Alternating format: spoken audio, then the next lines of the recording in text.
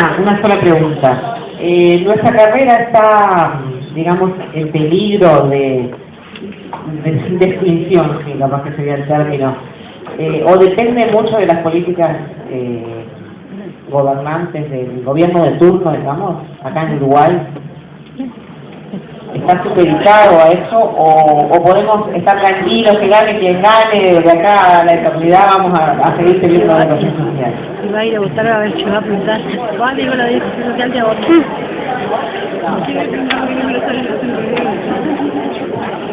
Sí, lo sé. A ver,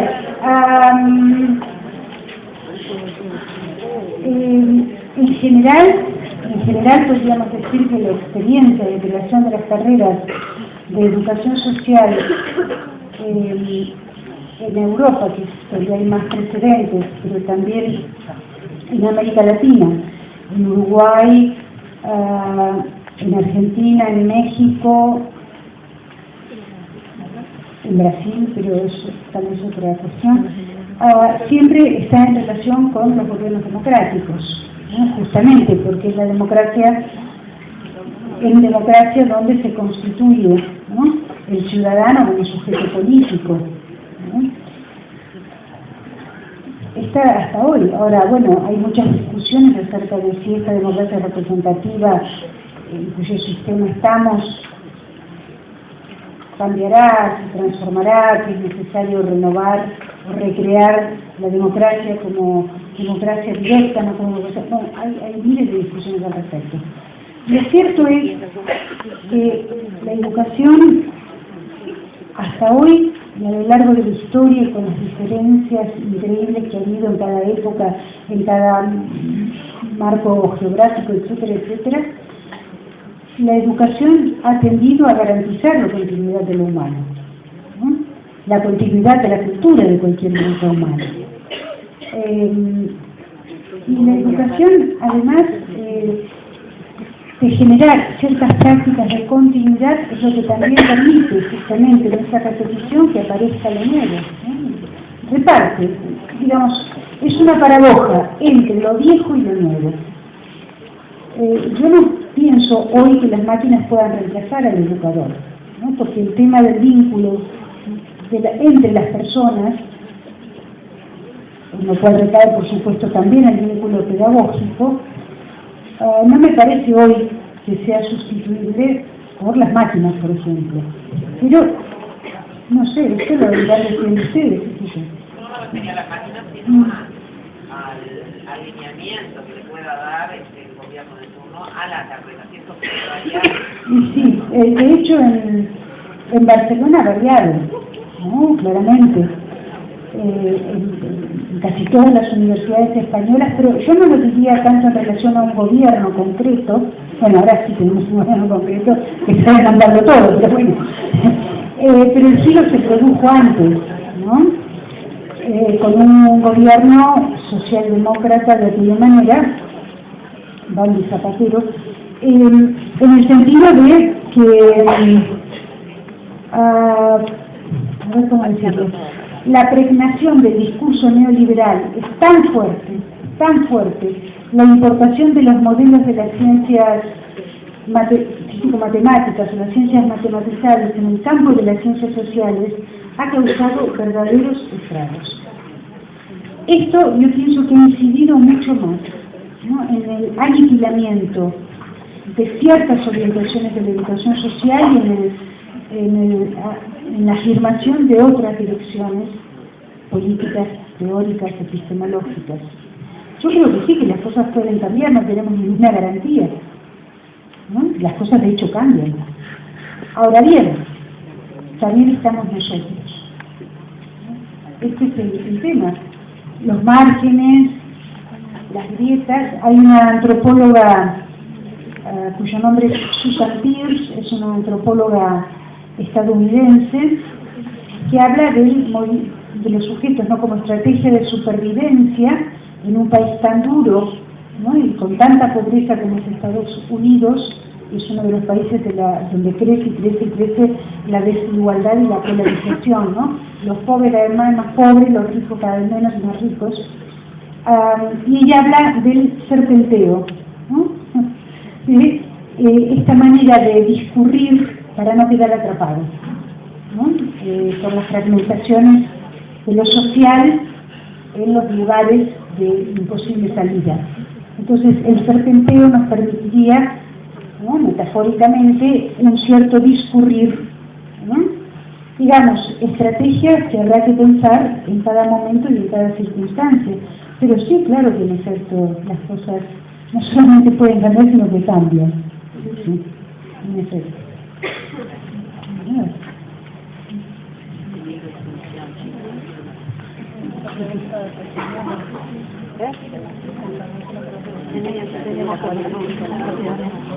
Le quería hacer dos preguntas al final. Sí. Una es cómo está teniendo, cuál es el protagonismo de la educación social en España, y si más contextualizado con la crisis, y cómo tomó más vigor la educación social ante esa eventualidad, ¿no? Radicaría cómo está haciendo el trabajo de la educación social en cuanto a eso. El trabajo, perdón, de educación social, ¿cómo está haciendo el trabajo? Ante la eventualidad de la crisis en España que están viviendo. Ante la crisis, sí. Claro. Sí, esa es una. Vale, la segunda. Bueno, la segunda más que nada es Es la más interesante. a través de un análisis de sus textos, para determinar que en un primer punto usted hablaba de cómo había que llegar al individuo a normatizarlo y adentrarlo a ese contexto dado, en su principio más que nada, y como usted quizás haya cambiado las visiones paradigmáticas diferentes en cuanto a brindar y ahí sería la cuestión profesional del educador, brindar esas herramientas, ¿no?, a ese individuo para apropiarse y hacer su propio análisis y su propia concepción de ciudadano, ¿no? Al final, que me parece importante recalcar y mantener la pregunta, ¿a qué se derivó mantener ese cambio paradigmático que surge? Bien. Bueno, a ver, empiezo por la segunda. Efectivamente, se trata de un cambio paradigmático, por un lado en mi construcción teórica. Yo llevo muchos años pensando, y por lo tanto si no hubiera cambiado, creo que bueno, sería grave. ¿Por qué se hablaba en los años 80 de normalizar? Se hablaba de normalizar justamente para sacar a las personas de las grandes instituciones. En España, después de 40 años de franquismo, se piensa que el dictador se murió en la cama, en realidad en la cama del hospital y no tuvo, pero bueno, en noviembre de 1975. Si echan que Franco pasó, no sería bueno. En el año 78, 3 años después de la muerte del dictador, en España se sanciona, después de un proceso que se llamó la transición a la democracia, se sanciona la Constitución que define a España, y la sigue definiendo, como un Estado social de derecho.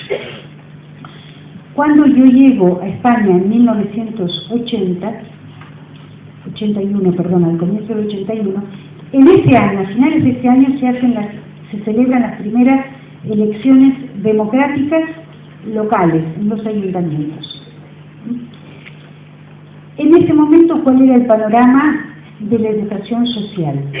Instituciones macro, por ejemplo, yo ahora estoy en una universidad, la de Barcelona, que tiene un campus pedagógico que está perdido en una montaña de las que rodean Barcelona, muy bucólico, con arbolitos, pajaritos, no sé qué, que estamos en el Pulimundo,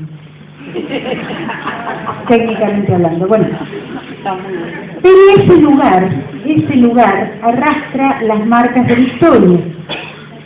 Ese lugar fue un campo de concentración de republicanos cuando el subversivo Franco ocupó la ciudad de Barcelona, que la arrasó y la bombardeó. Lo que quedó lo puso en ese campo de concentración, ahí en esa montaña. Después vino un español que se había hecho muy rico en América, vuelve allá a España y le da al gobierno franquista millones y millones y millones y millones de pesetas para construir un orfanato que llegó a reunir miles de criaturas. Pero no contento con eso, al lado del orfanato creó una institución cerrada para defectuosos, ¿no? Que así se llamaba. Y después, no contento con eso, también un asilo para ancianos. Y después al lado puso el cementerio, ¿no?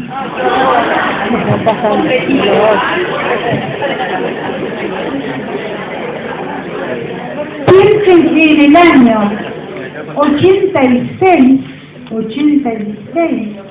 casi 11 años después de la muerte del dictador, empezamos los movimientos ciudadanos para sacar a niños, jóvenes, adolescentes, viejos, hasta casi los muertitos del cementerio, por lo inconcebible de esa concepción de encierro, de castigo permanente de los ciudadanos.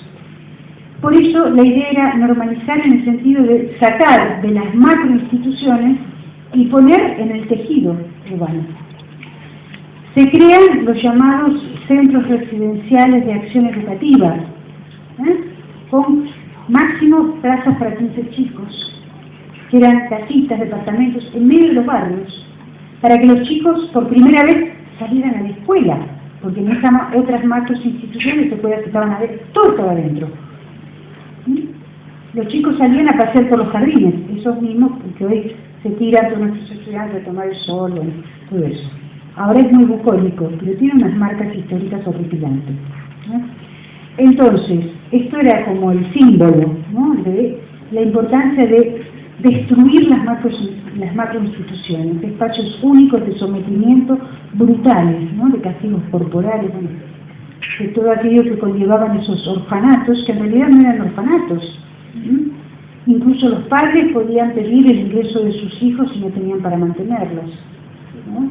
Desde los ayuntamientos que planteamos, la ayuda por hijo, que los padres siempre velarán, salvo casos muy especiales y excepcionales, que por supuesto también hay que tener en cuenta, pero los padres pueden velar por sus hijos, y aquellos que no puedan velar por ellos, vamos a construir lugares apropiados para la infancia.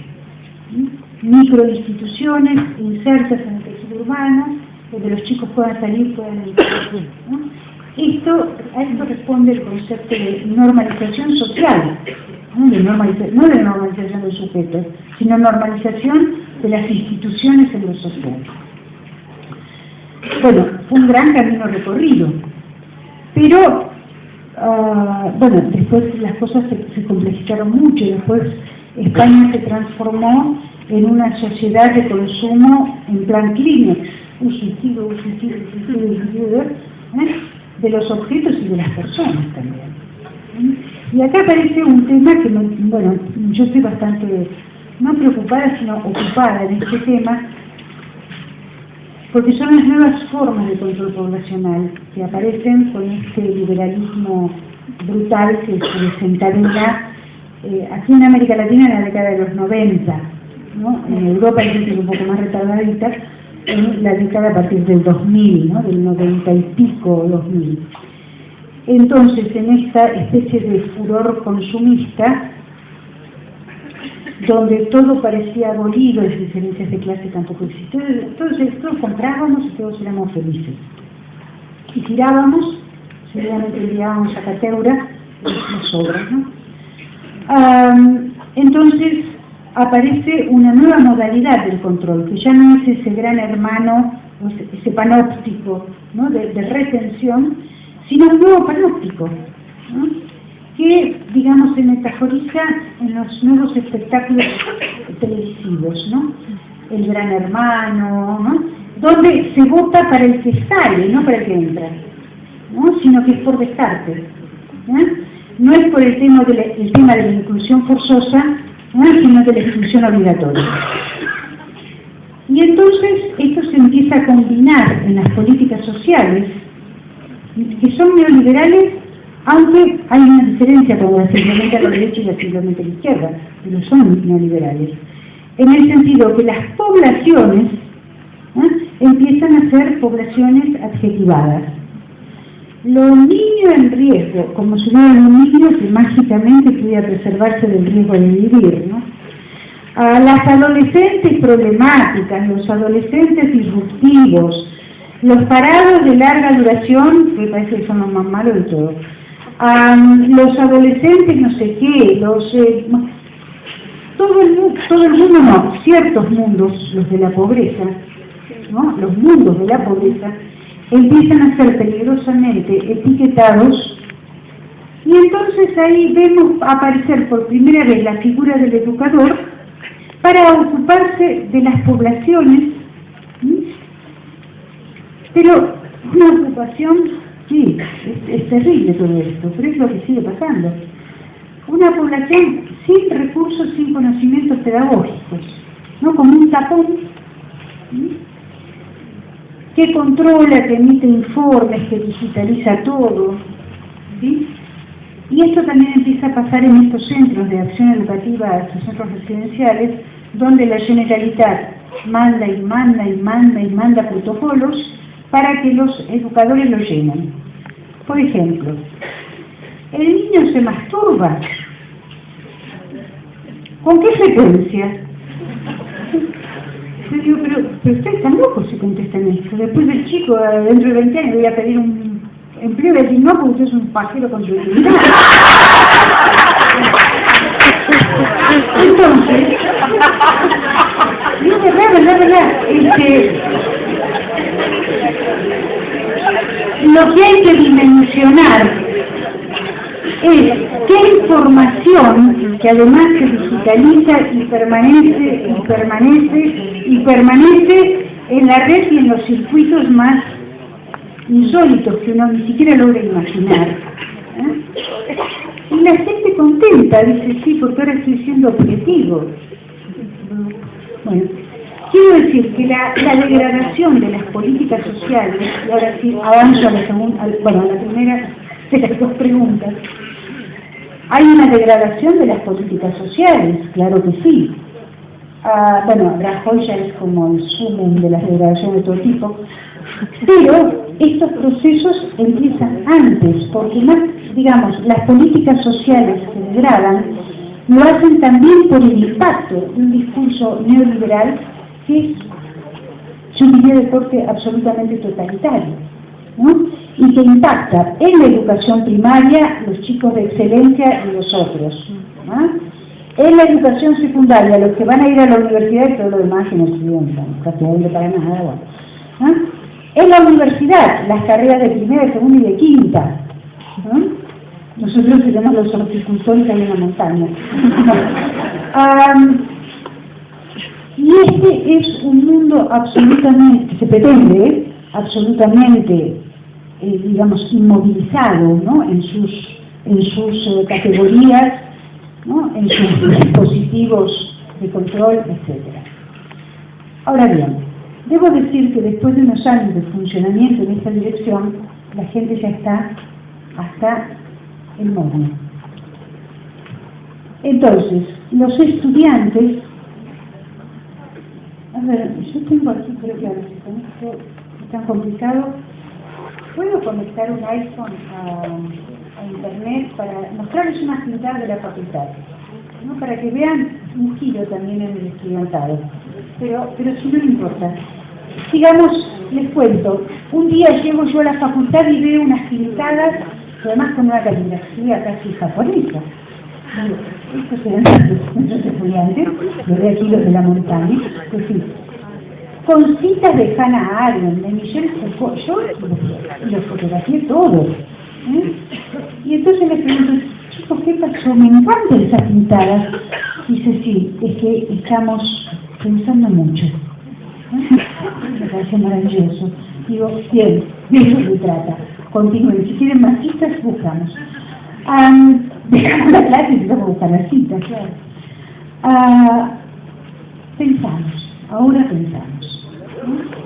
Y yo creo que esto que se llama crisis, que no es ninguna crisis, Es una política sistemática de aniquilación de las clases medias y de empobrecimiento, de pauperización progresiva de las clases medias, ¿no? Y de las clases bajas, como dice Rajoy, que estamos siendo reducidos todos a la precariedad, digamos, a la vida precaria. Tanto es así que algunos sociólogos y economistas críticos han elaborado una nueva categoría para el análisis de clase.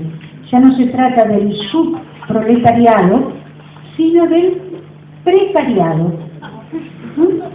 Y ahí estamos todos, porque todo se va precarizando, y en esta incertidumbre brutal, ¿no?, introducen todos estos cambios que llaman reformas, que en realidad son la aplicación de las orientaciones del FMI combinado con el neoliberalismo de la Unión Europea, donde todo se recorta. Ustedes saben que la educación y la sanidad, por nombrar dos, hubo muchísimas más transformaciones estructurales que realizaron los primeros gobiernos socialistas, básicamente Felipe González, que de pronto otorgó cartas de ciudadanía a los ciudadanos, para que accedieran libre y universal y gratuitamente a todas las prestaciones que por ciudadanía se tenía derecho de tener, ¿no? Porque la Constitución lo define.